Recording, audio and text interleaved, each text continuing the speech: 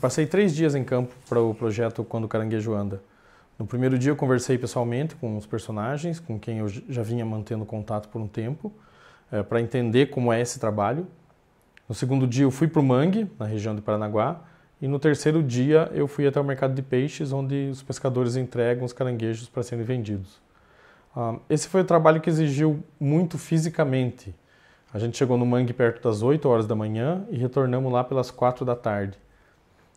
E é difícil porque andar no mangue é muito complicado. O pessoal por lá diz que tem o caminhar da terra e o caminhar no mangue.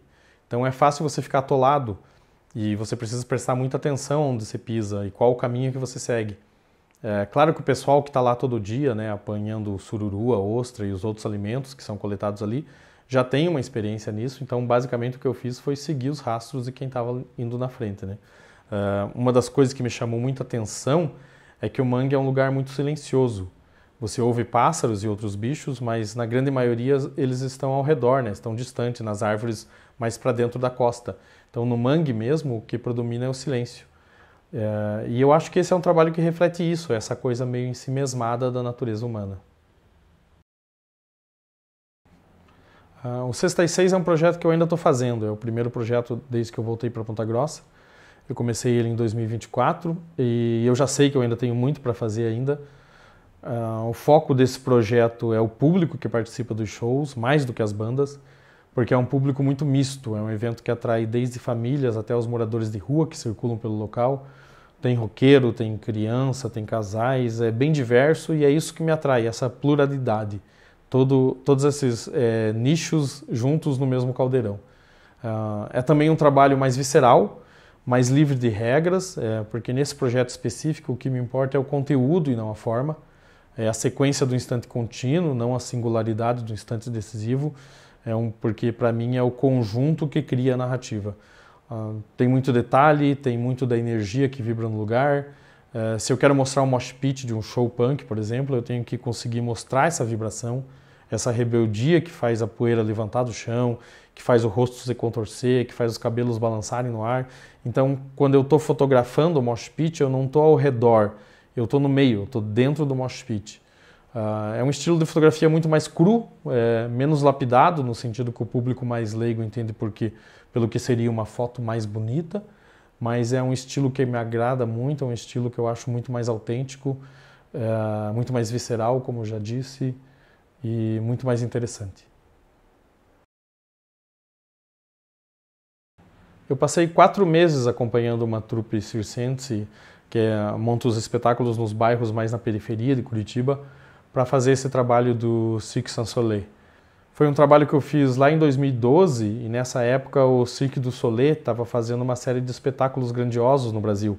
Eles apareciam em programas de TV e tudo mais e eu pensei em tirar do papel essa ideia antiga que eu já tinha, que era fotografar um circo pequeno, desses que eu via quando era criança, que apareciam como se viessem do nada e que iam embora do mesmo jeito, quase como se fossem os ciganos chegando e partindo de Macondo lá nos 100 anos de solidão. Então eu encontrei esse circo num lugar chamado Campo de Santana, na capital paranaense, que é um bairro que faz divisa com Araucária e com Fazenda Rio Grande, e justamente essa era uma característica desse pessoal, que eles sempre montavam o circo em regiões muito afastadas, nessas divisas de município mesmo, porque eles não tinham exatamente todas as licenças para operar, então eles precisavam fazer essa ação de guerrilha, digamos assim, que era montar uma apresentação por uns 2 dias no final de semana, desmontar tudo e encontrar outro lugar, geralmente no outro extremo da cidade. Então eu acompanhei a procura pelo terreno para montar a lona, a limpeza do local, o descarregamento do caminhão, os ensaios e a montagem de tudo isso mais de uma vez. Mas o espetáculo eu fiz uma única vez. Eu podia ter ido outras vezes, podia ter entendido como a dinâmica funcionava, quais eram os melhores ângulos para cada apresentação, mas eu queria ter e registrar nesse momento o mesmo maravilhamento que o público tem de ver o espetáculo uma única vez, de estar no meio daquilo, do show, uma única vez. Que é o que geralmente acontece em circos pequenos, que atendem uma demanda de diversão e cultura que são necessárias assim, nesses locais que são mais afastados dos teatros e dos centros de espetáculo. O público só vai uma vez. Para mim, a foto mais forte desse trabalho, a que eu mais gosto, é a do palhaço se pintando para ir até o picadeiro. Ele está dentro de um trailer, tem uma pose que é muito similar com a imagem do Cristo que está na parede. o mesmo ângulo de pernas, a mesma pose das mãos, que são muito similares, a luz entrando num canto superior. Eu acho que essa imagem diz muito sobre esse trabalho de levar alegria para comunidades que precisam disso. Então essa é uma das fotos que eu mais gosto desse trabalho. O trabalho dos garotos que tocam os sinos da Catedral de Curitiba foi o que me tomou mais tempo. Eu passei 3 anos, de 2013 a 2015, acompanhando essa pauta. Então, hoje a maioria das igrejas tem um sistema automatizado para tocar os sinos, mas nessa celebração de Corpus Christi, que foi quando eu fotografei esse projeto, é preciso que eles sejam tocados manualmente, porque tem o momento e o toque certo para cada parte da missa. E são esses garotos que fazem parte de grupos da Igreja Católica que cumprem essa tarefa.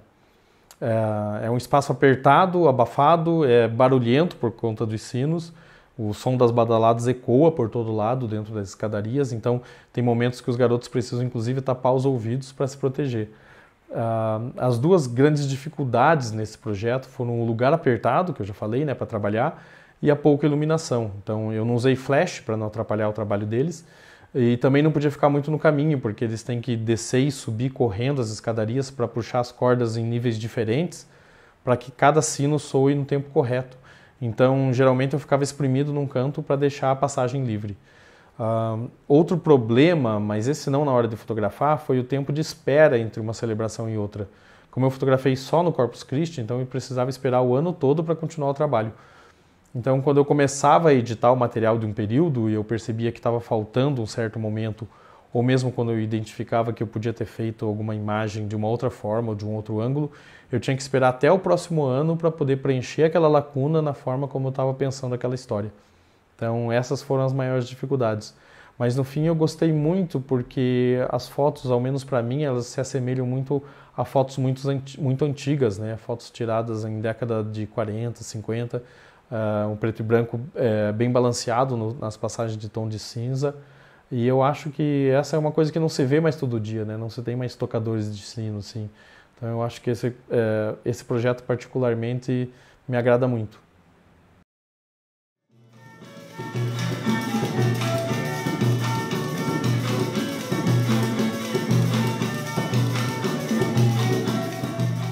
O fandango é um tema que eu sempre flertei, né? Eu já tinha fotografado antes, mas sempre em ocasiões onde ele era apresentado para o público, com os trajes típicos, tamanco, roupa colorida e as coreografias todas.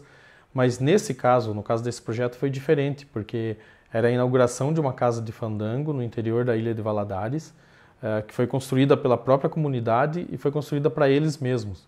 Então é um lugar onde o pescador, o morador, o caiçara vai para se divertir, para tomar uma cerveja, para encontrar os amigos, para dançar. Então tem isso de não ser uma apresentação turística da cultura caiçara. É o caiçara no seu cotidiano mesmo, dançando, rindo, se divertindo. Não tem traje típico, nem tamanco. A comunidade com as suas roupas comuns, com seus calçados, que eram chinelos, sandália, sapato, até a bota 7 léguas, né? O pescador que passou o dia no seu ofício e à noite ele foi até lá para se descontrair. Então é algo bem genuíno. O ser mais absurdo e mais assombroso que tinha por lá era eu mesmo, com a minha câmera. Então, nesse trabalho, o mais difícil foi não interferir.